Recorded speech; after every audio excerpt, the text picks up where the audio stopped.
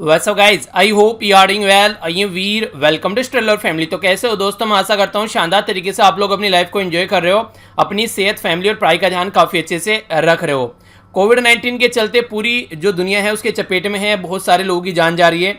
एक साइड में तो कोविड-19 हाहाकार मचा रहा है और दूसरी साइड में हमारी जो बॉलीवुड इंडस्ट्री है उसके सितारे एक एक कर बुझ रहे हैं। पहले इरफान साहब और अब यहाँ पर ऋषि कपूर साहब हमारे बीच में नहीं रहे और 24 घंटे के अंदर अंदर दोनों की डेथ हो गई। तो आप लोग समझ सकते हैं कि यहाँ पर कि एक तरीके से ये नहीं पता कि इंसान की लाइफ ये कब तक चलने वाली है। तो वही बात मैं फिर से बोलूँगा कि इंसान जो है जीता ऐसे है जैसे कभी मरेगा नहीं और मर ऐसे जाता है जैसे कभी था ही नहीं। तो इसलिए लाइफ को जितना हो सके उतना एंजॉय करो। मैं आप लोगों को बोलता भी ना वीडियो के एंड में कि छोटी सी लाइफ है, एंजॉय करो यार, मौज लो, रोज लो, नहीं मिले तो खोज लो। यानी कहने का मतलब ये कि लाइफ में ना खुश रहना सीखो, क्योंकि लाइफ का कुछ नहीं पता है। लाइफ सबसे अनसर्टेन चीज़ है जिस पे आदमी इतना घमंड कर जीता है, पता नहीं क्या क्या करने के चक्कर में रहता है, पर लेकिन खुश रहना भूल जाता है। तो कोशिश करो खुश रहो, जिंदगी को खुशनुमा अंदाज में जीकर जाओ, जहां पर रहते हो वहां पर भी लगे कि हाँ कोई यार इंसान बीच में रहता है। तो इस तरीके से अपनी लाइफ को एंजॉय करो, ठीक है। तो यहाँ पर ये है इनके बारे में कुछ इन्फॉर्मेशन। बाकी जो यहाँ पर ये साइड में एक छोटी सी स्टोरी है जो मुझे न्यूज़पेपर में मिली और मुझे अच्छा लगा और मुझे लगा कि आप लोगों के साथ में शेयर करनी चाहिए। मैंने आप लोगों को पहले ही बोला था कि जो इंसान होता है वो कभी पैसे से अमीर नहीं होता है, वो दिल से अमीर होता है। यहाँ पर ये आसाम के अंदर यहाँ पर एक वेजिटेबल मील यानी कि एक तरीके से वेजिटेरियन मील ये यहाँ पर खाना देने वाला बंदा था जो कि पर प्लेट 50 रुपीज़ में दिया करता था। पर लेकिन फिलहाल ये 3 मई तक उसको 1 रुपये में दे रहा है, यानी कि 50 रुपये की थाली जो है ये ओनली 1 रुपये में दे रहा है। इसका ये मानना है कि ये मेरा तरीका है कंट्रीब्यूशन करने का, और तरीके से मैंने कोई कंट्रीब्यूशन नहीं किया, नहीं किसी में पीएम केयर फंड में या कहीं पर मैंने कोई डोनेशन नहीं किया, पर लेकिन मुझे लगा मुझे इस तरीके से कंट्रीब्यूशन करना चाहिए।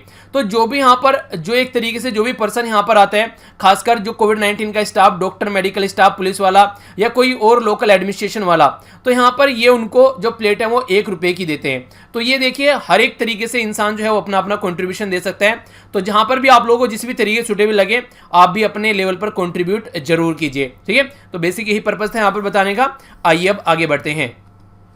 ज़्यादा इंपॉर्टेंट नहीं है पर हल्का सा फिर भी आप लोग इसके बारे में याद रखते हैं। बात की जा रही है इंटरनेशनल जैज डे के बारे में। ये एक तरीके से एक म्यूजिक होता है यहाँ पर जो कि अफ्रीकन अमेरिकन कम्युनिटी के द्वारा यूएसए में ये बेसिकली यहाँ पर बनाया गया था। एक तरीके से जो म्यूजिक है ये यहाँ पर आज के डेट में एक डे के रूप में भी सेलिब्रेट किया जाता है ताकि इसके बारे में अवेयरनेस फैलाई जा सके।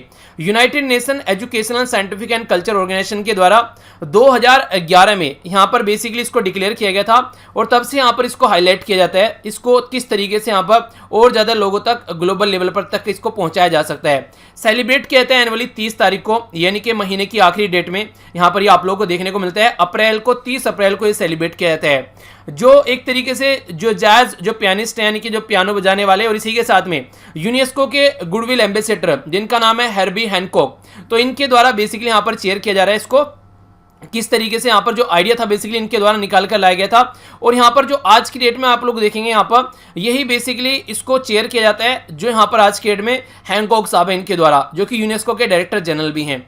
एक तरीके से आज की डेट में अगर बात करें इसको यूनेस्को भी और यूनाइटेड नेशन दोनों इसको रिकॉग्नाइज करते हैं। तो म्यूजिक काफ़ी अच्छी चीज़ है। जब इंसान टेंशन में होता है अगर म्यूजिक सुन ले तो उसका जो दिमाग होता है वो शांत हो जाता है। आप लोगों ने भी सुना होगा। अच्छा एक बात बताइए, आप लोग ओल्ड सॉन्ग सुनना पसंद करते हैं या फिर न्यू सॉन्ग सुनना पसंद करते हैं, जो नए नए सॉन्ग आते हैं, या फिर ओल्ड जो सॉन्ग सुनना पसंद करते हैं, या फिर बोथ? तो यहाँ पर ओल्ड सुनना पसंद करते हैं तो ओ लिखना कमेंट बॉक्स में, न्यू सुनना पसंद करते हैं तो न्यू, और अगर बोथ सुनना पसंद करते हैं तो बी। और कोई फेवरेट सॉन्ग भी आप लोग बताइएगा।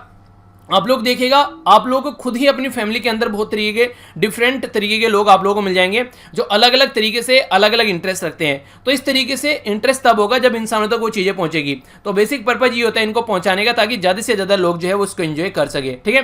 तो ये था डे। अब आगे बढ़ते हैं, क्विज देख लेते हैं। आप लोगों के सामने कुछ क्वेश्चन है, इनको अटेम्प्ट कीजिए। बिना ऑप्शन के एक बार आंसर देना सीख लिया तो एग्जाम में आप लोगों के सामने ऑप्शन रहेगा, बहुत आसान लगेगा आप लोगों को पेपर। तो इसलिए कोशिश कीजिए बिना ऑप्शन के आंसर दीजिए। गवर्नमेंट के द्वारा अभी यहाँ पर 1.5 बिलियन का लोन लिया गया है। किस इंस्टीट्यूशन से ये लोन लिया गया है जो कि रिसेंटली अभी न्यूज में था कोविड-19 के साथ में लड़ने के लिए? अगर बात करें इंटरनेशनल डांस डे, तो इंटरनेशनल डांस डे जो है यहाँ पर ये dance committee of international theatre institute के द्वारा यहाँ पर किसके साथ में पार्टनरशिप में ये बेसिकली सेलिब्रेट किया जाता है, ये आप लोगों को बताना है।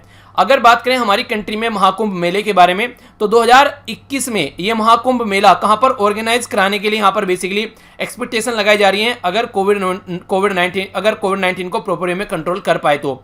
इसी के साथ में आप लोगों को यहां पर यह भी बताना है, 4 ये हमारी कंट्री में राज्य हैं जहां पर अलग अलग रिवर पर इसको बेसिकली ये सेलिब्रेशन आप लोगों को देखने को मिलता है अलग अलग टाइम पर।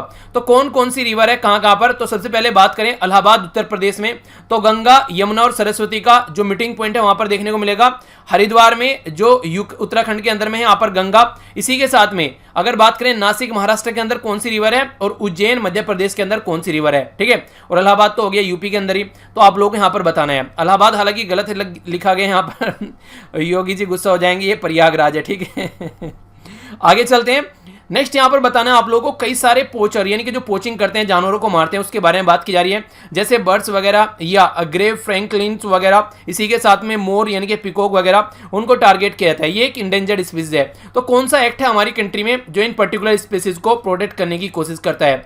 ग्लोबल टेररिज्म इंडेक्स जो है वो किसके द्वारा तैयार किया जाता है, ये आप लोगों को बताना है। एशियन डेवलपमेंट बैंक के बारे में बात की जा रही है, किस ईयर में स्टेब्लिश किया गया था और इसका हेडक्वार्टर कहां पर है। तो ये क्वेश्चन है आप लोगों के सामने जिनका आंसर आप लोगों को देना है।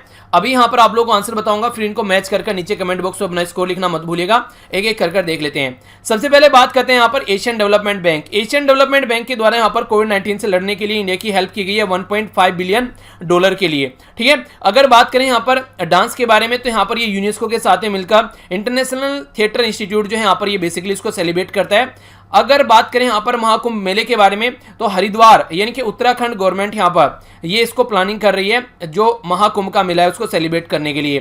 पृथ्वी पर सबसे ज्यादा अगर कहीं लोग इकट्ठे होते हैं तो वो पर्टिकुलर इस मेले के अंदर इकट्ठे होते हैं। पूरी पृथ्वी पर बात कर रहा हूं, याद रखना, ठीक है। नेक्स्ट यहां पर 4 राज्य में आप लोगों को देखने को मिलता है, अलग अलग टाइम पर सेलिब्रेट किया जाता है। इलाहाबाद, इसी के साथ में यहां पर बात करें हरिद्वार, नेक्स्ट नासिक और फिर उज्जैन। इलाहाबाद में यहां पर गंगा, यमुना, सरस्वती यूपी के अंदर, हरिद्वार में उत्तराखंड के अंदर गंगा, नासिक महाराष्ट्र गोदावरी और उज्जैन मध्य प्रदेश ये शिप्रा रिवर। कई बार मैच करने के लिए आ जाता है राज्य का भी नाम और उसी के साथ में एरिया का नाम और कई बार रिवर का नाम, तो इसलिए कंफ्यूजन नहीं होना है। बात की जाती है अगर प्रोटेक्शन के बारे में इंडेंजर्ड स्पीसीज हमारी कंट्री में, तो ये वाइल्ड लाइफ प्रोटेक्शन एक्ट 1972 का ये एक्ट है जो कि यहाँ पर इंडेंजर्ड स्पीसीज को यहाँ पर प्रोटेक्ट करने की बात करता है। ग्लोबल टेररिज्म इंडेक्स जो है जिसको GTI शॉर्ट फॉर्म में बोलते हैं, ये Institute for Economics and Peace के द्वारा यहाँ पर ये तैयार किया जाता है, तो ये भी इंपॉर्टेंट है। यहाँ पर एशियन डेवलपमेंट बैंक जो है ये 1966 में बनाया गया था, मनीला फिलीपींस में आप लोगों को इसका हेडक्वार्टर देखने को मिलेगा। तो ये इसके बारे में कुछ बेसिक इन्फॉर्मेशन जिसके बारे में आप लोगों को आइडिया होना चाहिए। आइए अब आज की न्यूज देखते हैं। न्यूज को अच्छे से सुनिएगा टकटकी लगाकर, क्योंकि वीडियो के एंड में क्विज होगा ऐसा ही, उसका आंसर आप लोग तभी अच्छे से दे पाएंगे अगर ये न्यूज आप लोग अच्छे से सुनेंगे। तो आइए स्टार्ट करते हैं बिना किसी देरी के। सबसे पहले ये एक इंपॉर्टेंट स्लाइड है जिसमें कई सारी चीजें आप लोगों को जानने को मिलने वाली है। इसमें कई सारी न्यूज है इकट्ठी एक जगह, तो सारी करके डिस्कस कर लेता हूं। पहली न्यूज तो यहां पर ये कि इंटर स्टेट मूवमेंट जो है, जो फंसे हुए लोग थे अलग अलग एरिया में, उनका अलाउ कर दिया गया होम मिनिस्ट्री के द्वारा। तो बेसिकली क्या है यहाँ पर जो लोग फंसे हुए हैं, कौन कौन फंसे हुए हैं, तो वो भी आप लोगों के माइंड में आ रहा होगा।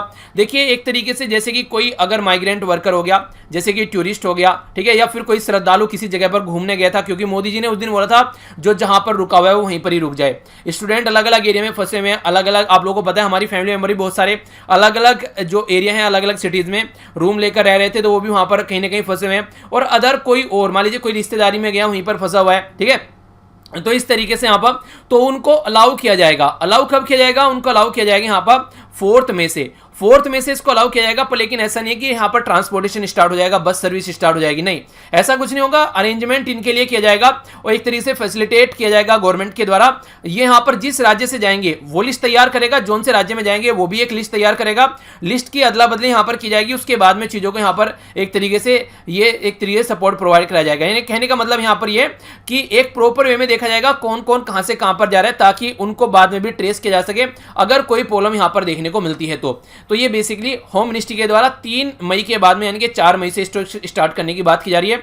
बहुत सारे ऐसे लोग हैं, अभी एक न्यूज में सुनाते हैं यहाँ पर, अभी एक कपल है यहाँ पर जो एक लड़का और लड़की है यहाँ पर, उनकी शादी हो चुकी है, छोटा बच्चा है। तो बोला जा रहा है कि पहले तो दिल्ली में जो दंगे हुए उसकी वजह से और फिलहाल अब कोविड-19 के लॉकडाउन की वजह से, तो पिछले कई महीनों से वो अपने एक छोटे से बच्चे से नहीं मिल पाए हैं। तो ऐसी भी कई सारी सिचुएशन आप लोगों को देखने को मिलती है। तो हर एक पर्सन की क्या प्रॉब्लम है आप लोग देखकर नहीं बता सकते किस प्रॉब्लम में पर्टिकुलर पर्सन जी रहा है, ठीक है।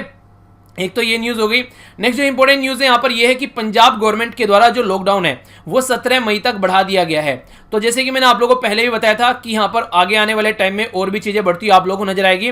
तो 17 मई तक यहाँ पर लॉकडाउन बढ़ा दिया गया है पंजाब गवर्नमेंट के द्वारा, यानी कि 2 वीक और इसको आगे बढ़ा दिया गया है। ठीक है, इसी के साथ में बंगाल के द्वारा यहाँ पर बोला गया है कि जो ग्रीन एरिया है जहाँ पर अब तक कोई केस नहीं आया, ग्रीन जोन है, वहां पर तो चीज़ें जो है उनको ठीक रखा जाएगा, ओपन किया जाएगा, पर लेकिन बाकी एरिया में मई के एंड तक यहाँ पर ये लॉकडाउन बढ़ाने वाले हैं। ठीक है, यानी कि लॉकडाउन अभी काफी लंबा यहाँ पर चलने वाला है, क्योंकि जो केस है यहाँ पर कल अगर बात करेंगे, इंडिया में हाईएस्ट डेथ यहाँ पर रिकॉर्ड की गई, एक दिन के अंदर 70 लोगों की जान चलेगी। डेली 60 से 70 लोगों की जान जा रही है और डेली लगभग 1000 के करीब केस आ रहे हैं। तो इसलिए ऐसे टाइम पर यहाँ पर सिचुएशन को थोड़ा संभाल कर चलना पड़ेगा। तो ये अलग अलग एरिया से ये न्यूज निकल कर आ रही है, जो कि आप लोगों को पता होना चाहिए कंट्री में चल क्या रहा है। अब आगे बढ़ता हूं। नेक्स्ट जो यहाँ पर ये न्यूज़ है, काफी इंपॉर्टेंट न्यूज़ आप लोग बोल सकते हैं, थोड़ा सा इसको डिटेल में हम लोग डिस्कस करेंगे। बात की जा रही है यहाँ पर नेशनल इंफ्रास्ट्रक्चर पाइपलाइन के बारे में। नेशनल इंफ्रास्ट्रक्चर पाइपलाइन क्या है? बेसिकली हमारी कंट्री में अलग अलग एरिया में एक प्लान कर इन्वेस्टमेंट करना, हाँ इन एरिया को हम लोग को बढ़ाना है। उसके लिए एक यहाँ पर बेसिकली एक कमेटी टाइप में यहाँ पर सेटअप की गई थी, जिसके द्वारा अभी रिपोर्ट सबमिट की गई है फाइनेंस मिनिस्ट्री को। एक नहीं थी, हालांकि अलग अलग कई सारी कमेटी यहाँ पर बनाई गई थी, जिनके द्वारा एक पूरा एनालिसिस किया गया अलग अलग एरिया में, और उसके बाद में अपनी रिपोर्ट सबमिट की। ये यहाँ पर 2019 से लेकर 2025 तक का टारगेट है इनका कि यहाँ कितना पैसा खर्च करना है। तो यहाँ पर 100 लाख करोड़ रुपीस खर्च करनी है अलग अलग एरिया में। किन किन एरिया में करनी है उसके बारे में भी बात करूंगा, थोड़ा सा इसके बारे में जान लेते हैं। ये यहाँ पर जो बेसिकली हमारी कंट्री में सोशल और इकोनॉमिक इंफ्रास्ट्रक्चर क्रिएट करने की बात की गई है, जिसमें 100 लाख करोड़ रुपए यहाँ पर यूज किए जाएंगे आने वाले टाइम में। प्राइम मिनिस्टर मोदी जी के द्वारा 2019 की जब इंडिपेंडेंस डे की स्पीच थी, तो वहां पर ये सारी चीजों को अनाउंस किया गया था। अब कौन कौन से वो एरिया है जहां पर इसका यूज किया जाएगा, तो वो आप लोग समझ लीजिए। तो इंफ्रास्ट्रक्चर का जो विजन है बेसिकली यहाँ पर अफोर्डेबल और क्लीन एनर्जी प्रोवाइड करानी है 24/7, ताकि लोग जो है उनको प्रॉब्लम फेस न करनी पड़े और इन्वायरमेंट का भी ध्यान रखकर काम किया जा सके। इसी के साथ में डिजिटल सर्विस यहाँ पर एक्सेस फॉर ऑल, यानी कि 100% पॉपुलेशन को कवर किया जाएगा। यहाँ पर डिजिटल सर्विस के अंदर, ब्रॉडबैंड सर्विस के अंदर हाई क्वालिटी इंटरनेट यहाँ पर प्रोवाइड कराया जाएगा एंड टू एंड। देखते हैं कितना अच्छे से यहाँ पर प्रोवाइड कराते हैं। तो ये इसके चलते काफी इंपॉर्टेंट हो जाएंगी चीजें। Next, quality of education. आप लोगों को पता है कोविड-19 के चलते ऑनलाइन एजुकेशन पर काफी फोकस दिया जा रहा है, तो ये भी एक काफी इंपॉर्टेंट फैक्ट आप लोग यहां पर बोल सकते हैं। नेक्स्ट यहां पर बात की जा रही है एक तरीके से कन्वीनिएंट और एफिशिएंट ट्रांसपोर्ट सिस्टम की बात की जा रही है, लॉजिस्टिक की बात की जा रही है। लॉजिस्टिक एक तरीके की सपोर्ट होती है किसी चीज को एक जगह से ले जाने के लिए, जैसे कि एयर कनेक्टिविटी होगी, एयरपोर्ट या फिर पोर्ट की कनेक्टिविटी होगी। ठीक है, तो किस तरीके से वहां पर डेवलपमेंट होना चाहिए, तो इसके बारे में बात की जाएगी। हाउसिंग और वाटर सप्लाई फॉर ऑल के बारे में बात की जाएगी। जीरो स्लम, यानी कि स्लम जो है, यानी कि झुग्गी झोपड़ी जो है, कोशिश की जाएगी उनको भी मकान प्रोवाइड किया जाए। तो ये काफी अच्छी बात आप लोग बोल सकते हैं। इसी के साथ में कल को कोई डिजास्टर आता है, जैसे कोविड-19 आ गया अभी, या बाढ़ आ गई, या सुनामी आ गई, या सूखा पड़ गया, तो उनको भी ध्यान में रखे चला जाएगा चीजों को। आगे अगर बात करें यहाँ पर किसानों की इनकम को डबल करने की बात की जा रही है 2022 तक, तो देखते हैं कैसे यहाँ पर डबल हो पाती है। फिलहाल तो जो जिंदा रहना भी मुश्किल हो पा रहा है लोगों के लिए। नेक्स्ट बात की जा रही है यहाँ पर गुड हेल्थ और वेल बीइंग के बारे में, जो कि काफी ज्यादा इंपॉर्टेंट है। इसी के साथ में सस्टेनेबल डेवलपमेंट गोल जो है उसके ऊपर भी फोकस किया जाएगा, ताकि उनको एक तरीके से अचीव किया जा सके। जैसे कि भुखमरी को मिटाना है, गरीबी को मिटाना है, एजुकेशन अच्छी होनी चाहिए, इसी के साथ में ये जेंडर इक्वलिटी होनी चाहिए, ये तमाम मुद्दे भी फोकस किए जाएंगे। टोटल मिलाकर 17 सस्टेनेबल डेवलपमेंट गोल है, तो इनको भी अच्छे से एक तरीके से इंप्रूव करने की कोशिश यहाँ पर की जाएगी। तो इंपॉर्टेंट है, इसके बारे में आप लोग एक आइडिया रख सकते हैं। क्वेश्चन बने तो आप लोगों को पता होना चाहिए, ऐसा नहीं होना चाहिए कि पता ही नहीं चल रहा है क्या चल रहा है। ठीक है, आगे चलता हूं। यहाँ पर ये भी एक इंपॉर्टेंट न्यूज आप लोग यहाँ पर देख सकते हैं। आप लोगों को पता है यूनाइटेड नेशन के अंदर आज के डेट में 5 परमानेंट मेंबर है, और इंडिया काफी लंबे समय से यहाँ पर परमानेंट मेंबर बनने की कोशिश कर रहा है। 5 परमानेंट मेंबर कौन से हैं? वो है यूएसए, यूके, फ्रांस, इसी के साथ में रसिया और चाइना। इनके पास में वीटो पावर है, यानी कि अगर ये कोई भी एक मेंबर चाहेगा ये काम यहाँ पर यूएन के अंदर नहीं होना है, तो वो नहीं होगा। इसको बोलते हैं वीटो पावर। ठीक है, इसीलिए यहां पर बार बार पाकिस्तान को बचाने का काम करता था। ये यहां पर चाइना वीटो कर देता था अगर इंडिया कोई भी यहां पर ऐसा रिजोल्यूशन लेकर आता था जिससे पाकिस्तान के ऊपर कोई भी आपत्ति आए। ठीक है, अभी है न्यूज में क्यों है? क्योंकि हमारी कंट्री के जो रिप्रेजेंटेटिव थे यहां पर, जिनका नाम था सैयद अकबरुद्दीन, यहां पर ये रिटायर हो गए थर्सडे में यहां पर। तो इन्हीं का इंटरव्यू था, तो इनके द्वारा इनसे पूछा गया क्या इंडिया जो है वो क्वालिफाई करता है यूएनएससी की परमानेंट सीट के लिए। तो इनके द्वारा बताया गया कि हमारी कंट्री हर एक तरीके से क्वालिफाई करती है। वर्ल्ड में सेकंड सबसे बड़ी पॉपुलेशन है, वर्ल्ड में सबसे बड़ी डेमोक्रेसी आप लोग बोल सकते हैं, इकोनॉमी के पॉइंट ऑफ व्यू से भी काफी अच्छी पोजीशन आप लोग हमारी बोल सकते हैं। यानी कि हर एक तरीके से जब आप लोग देखें तो हम लोग सबसे ताकतवर, एक तरीके से आप लोग बोल सकते हैं हम लोग सबसे ताकतवर रिप्रेजेंटेटिव हैं जिसको एक सीट मिलनी चाहिए यहां पर परमानेंट सीट के अंदर में। तो यहां पर ये बोला गया इनके द्वारा जब इनका इंटरव्यू लिया जा रहा था, ठीक है। तो ये बात हो गई। एक जो इंपॉर्टेंट क्वेश्चन आप लोगों से बन सकता है वो ये है, आप लोगों को पता है 2022 में हमारी कंट्री की जो बेसिकली आज़ादी की जो 75वीं एनिवर्सरी यहाँ पर सेलिब्रेट की जाएगी, तो उसके चलते यहाँ पर ये जो सीट यहाँ पर हमको मिल रही है 2021-22 के लिए, ये बेसिकली अफगानिस्तान को मिलने वाली थी। तो हम लोगों ने क्या किया, हम लोगों ने यहाँ पर ये अफगानिस्तान से रिक्वेस्ट किया और जब हमारा टर्म है वहाँ पर अफगानिस्तान को शिफ्ट कर दिया। रीजन क्या था, हम लोग चाहते हैं कि हमारी जो हमारी बेसिकली जो आज़ादी की सालगिरह है वो यहाँ पर सेलिब्रेट करे कौन, यूनाइटेड नेशन भी ऑल ओवर वर्ल्ड यहाँ पर जाने। तो बेसिक ये पर्पज है, क्योंकि हम लोग फाउंडिंग मेंबर भी हैं यहाँ पर यूनाइटेड नेशन के, तो इसके चलते ये काफी इंपॉर्टेंट है यहाँ पर। इसी के साथ में अगर आप लोग बात करें तो ये क्वेश्चन आप लोग याद रखिएगा 2021-22 के लिए हम लोग को ये सीट मिलने वाली है जो कि टेम्परेरी सीट होती है, परमानेंट सीट यहाँ पर नहीं है, ठीक है। बाकी अगर बात करें, ऐसा नहीं है कि इंडिया ही यहाँ पर परमानेंट सीट के लिए लड़ रहा है, काफी लंबे समय से इंडिया भी लड़ रहा है, ब्राजील भी लड़ रहा है, जर्मनी भी लड़ रहा है, जापान भी लड़ रहा है। अब यहाँ पर ये बात करें, इसको G4 बोलते हैं। तो G4 कंट्री में कौन कौन आता है, इंडिया, ब्राजील, जर्मनी, जापान।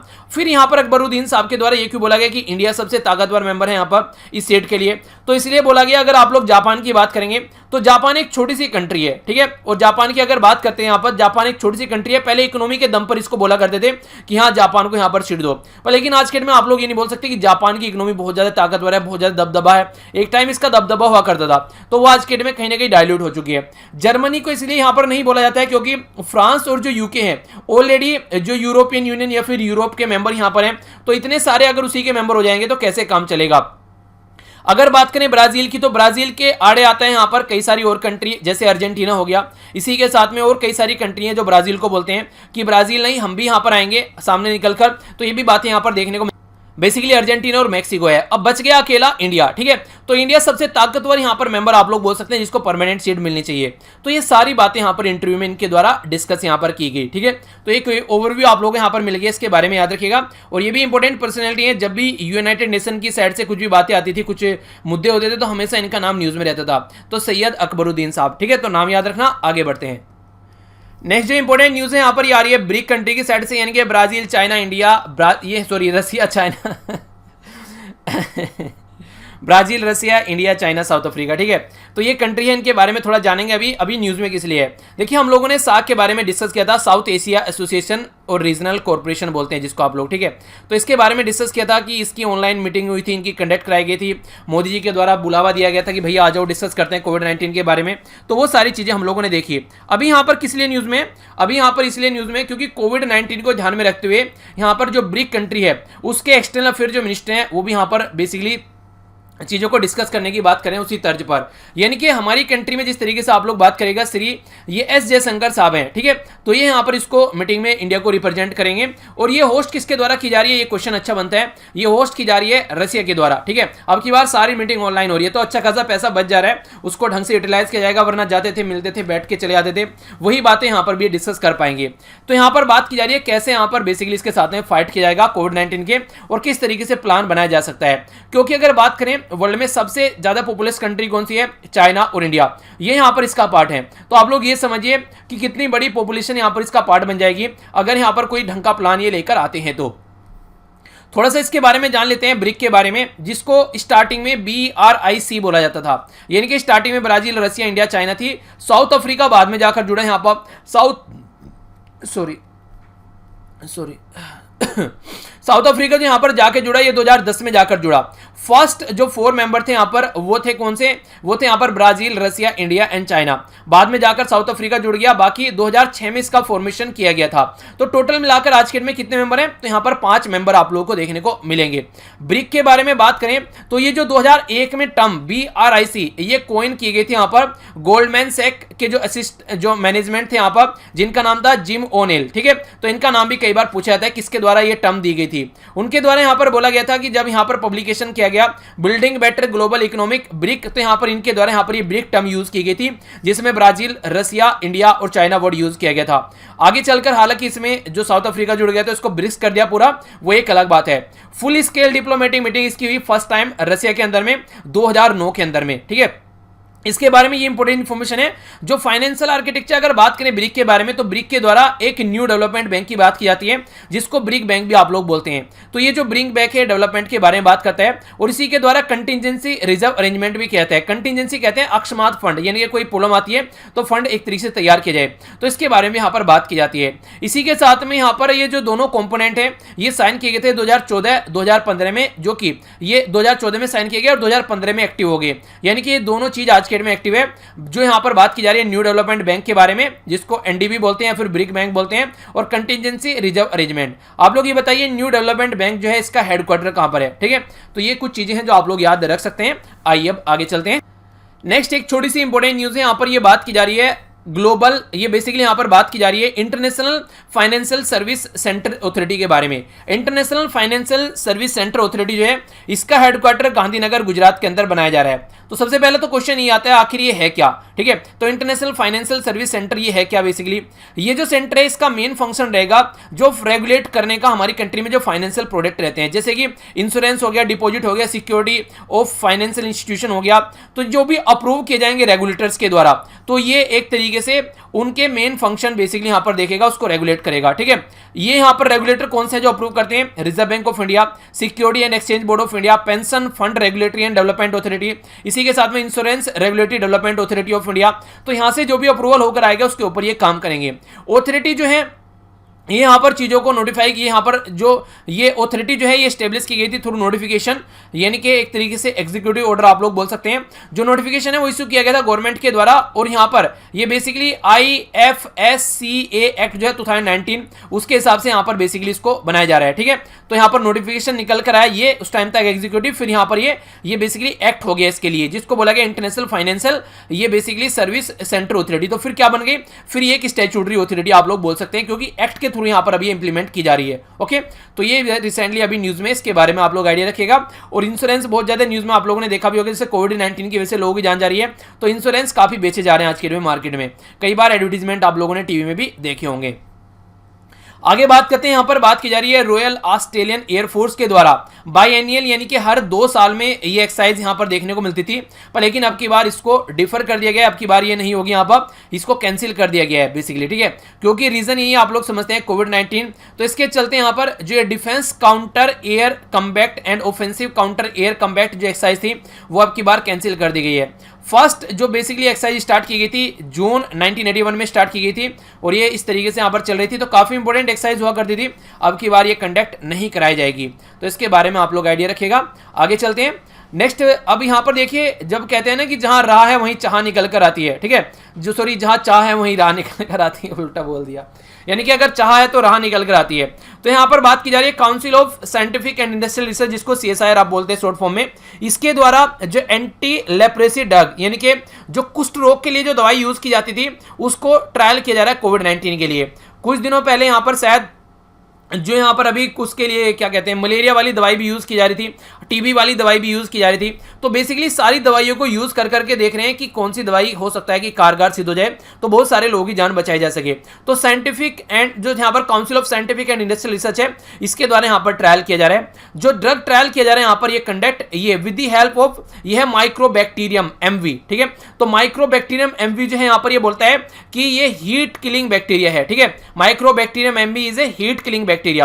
तो इसको यूज किया जा रहा है कोविड-19 के पेशेंट्स के ऊपर ट्रायल किया जा रहा है, और अप्रूव किया गया था यहाँ पर drug controller general of India के द्वारा, ताकि जो बेसिकली जो बैक्टीरिया है यहाँ पर जिसको यहाँ पर माइक्रोबैक्टीरियम MV यहाँ पर बोला जा रहा है ट्रायल किया जाए पेशेंट के ऊपर, तो हो सकता है यहाँ पर कि कुछ अच्छा रिजल्ट निकल कर आए।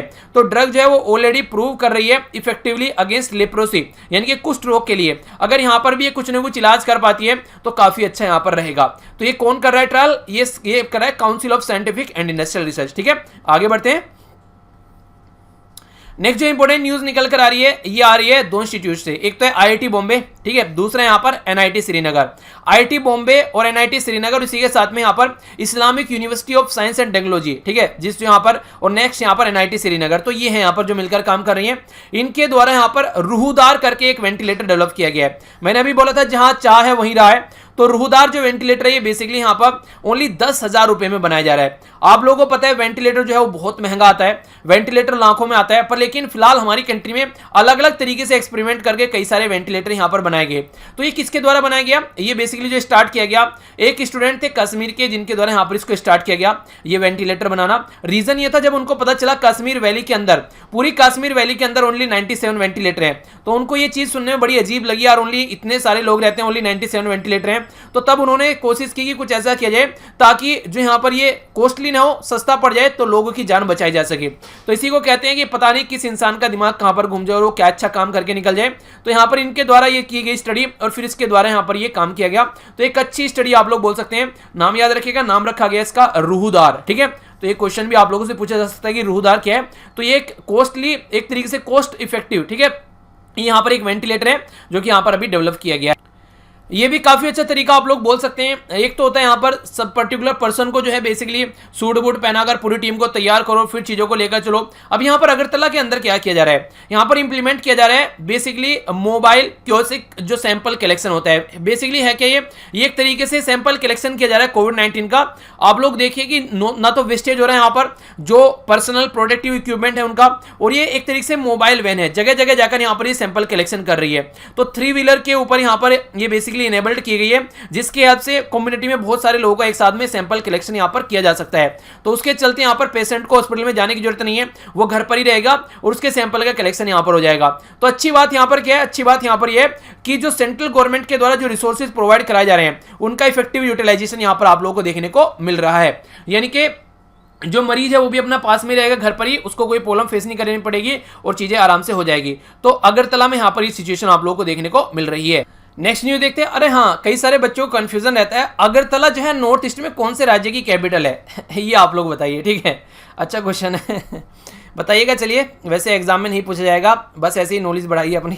आगे बात करते हैं। यहाँ पर हमारी कंट्री के जो union minister environment and forest and climate change, नाम है श्री प्रकाश जावड़ेकर साहब, उनके द्वारा अटेंड करने की बात की गई। यहाँ पर ये 11th सेशन, ये पीटर्सबर्ग क्लाइमेट डायलॉग जिसको बोला गया, तो इंडिया की साइड से रिप्रेजेंट किया गया यहाँ पर किसके द्वारा, प्रकाश जावड़ेकर साहब के द्वारा। तो यहाँ पर ये पीटर्सबर्ग जो क्लाइमेट डायलॉग है, यहाँ पर ये डायलॉग होस्ट किया गया जर्मनी के द्वारा, और यहाँ पर को चेयर कर रहा है यूके, यानी कि जर्मनी और यूके दोनों मिलकर यहाँ पर इसको होस्ट कर रहे हैं। डायलॉग का बेसिक पर्पज ये कि कोविड-19 की महामारी से लड़ने के लिए सॉल्यूशन खोजने की कोशिश की जा रही है, और पेरिस एग्रीमेंट जो है उसको भी फेज मैनर में इंप्लीमेंट किया जा रहा है। और ये कोशिश की जा रही है यहाँ पर इंडिया के द्वारा जो सजेशन किया गया कि $1 ट्रिलियन का ग्रांट दिया जाए डेवलपिंग कंट्रीज के लिए, ताकि वो भी इसके साथ में लड़ सकें, और टेक्नोलॉजी के ऊपर भी थोड़ा सा फोकस दिया जाए। खासकर जो क्लाइमेट से बारे में बात करती है, तो क्लाइमेट टेक्नोलॉजी के बारे में बात की जा रही है, वो ओपन की जाए एवरीवन के लिए अफोर्डेबल कॉस्ट पर, यानी कि एक तरीके से जो कंट्री ऐसी टेक्नोलॉजी नहीं बना सकती, कम से कम उनके लिए भी कुछ ना कुछ फैसिलिटी प्रोवाइड कराई जाए। तो ये बेसिक पर्पज है यहाँ पर। तो एक अच्छी बात आप लोग बोल सकते हैं, ये बिल्कुल इसी तरीके से है जो अफोर्डेबल एजुकेशन नहीं ले सकते, जो वो बेसिकली जो अच्छी एजुकेशन नहीं ले सकते, उनके लिए अफोर्डेबल एजुकेशन प्रोवाइड कराओ ताकि वो खरीद सके। पैसा तो कमाती रहती है दुनिया पर, लेकिन कुछ ऐसा भी करना चाहिए ताकि जनता तक चीजें पहुंच सके, ठीक है। तो कहीं ना कहीं जो एजुकेशन है उसको अफोर्डेबल बनाया जाए, ताकि जो भी लोग हैं आज के डेट में जो पैसा खर्च नहीं कर पा रहे हैं उन तक एक अच्छी एजुकेशन हम लोग पहुंचा सके। मैं ये नहीं बोल रहा हूं कि कम से कम फ्री प्रोवाइड करो, क्योंकि फ्री चीजें पॉसिबल नहीं हो पाती है, कई बार कुछ ना कुछ रिसोर्सेज जुटाने पड़ते हैं। तो इसके चलते उसको मिनिमम इतने प्राइस पर कम से कम रखा जाए कि सब उसको खरीद सकें। तो कम से कम इतना तो प्रोवाइड कराएं। जैसे अभी मैंने आप लोगों को बताया था कि 50 रुपए की थाली जो है वो बंदा 1 रुपए में यहां पर दे रहा है, ठीक है। तो इस तरीके से कम कुछ कंसेशन दिया जा सकता है। तो इस तरीके से कुछ ना कुछ सॉल्यूशन होना चाहिए, ओके। तो ये क्विज है आप लोगों के सामने, आइए अटेम्प्ट करते हैं इसको। सबसे पहले यहां पर बात की जा रही है कि इंडिया के द्वारा यहां पर जो टेम्परेरी मेंबरशिप है यूएन सिक्योरिटी काउंसिल के लिए, वो किस साल के लिए यहां पर मिलने वाली है। G4 में इंडिया के अलावा और कौन सी कंट्री आती है, ये आप लोगों को बताना है। नेक्स्ट यहां पर बात की जा रही है नेशनल इंफ्रास्ट्रक्चर पाइपलाइन के बारे में। तो ये जो रिपोर्ट है कौन सी मिनिस्ट्री को यहां पर सबमिट की गई है, जिसके इसके द्वारा 2019 से लेकर 2025 तक का यहाँ पर प्लान प्रिपेयर किया गया है। ये एंटी लेप्रेसी जो ड्रग है वो कोविड-19 के लिए यूज की जाएगी। कौन यहाँ पर ये ट्रायल कर रहा है ये आप लोगों को बताना है।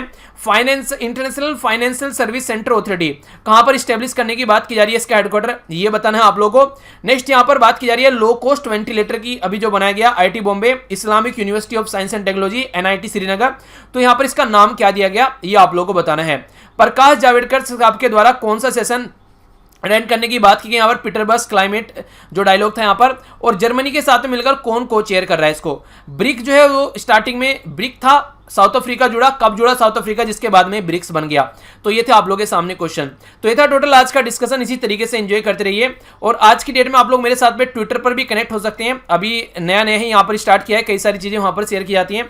ट्विटर इसलिए बेसिकली ज्वाइन किया क्योंकि जब भी मैं कोई चीजें देखता था, जैसे कोई भी प्राइम मिनिस्टर हो गया, डोनाल्ड ट्रंप हो गया, या फिर मतलब कोई भी अच्छी पर्सनैलिटी जो कुछ चीजें शेयर करते तो बोलते उसने ट्वीट कर दिया, तो मैंने कहा ट्विटर कम से कम ज्वाइन करें तो इन सब चीजों के बारे में थोड़ा सा अपडेशन रहेगा।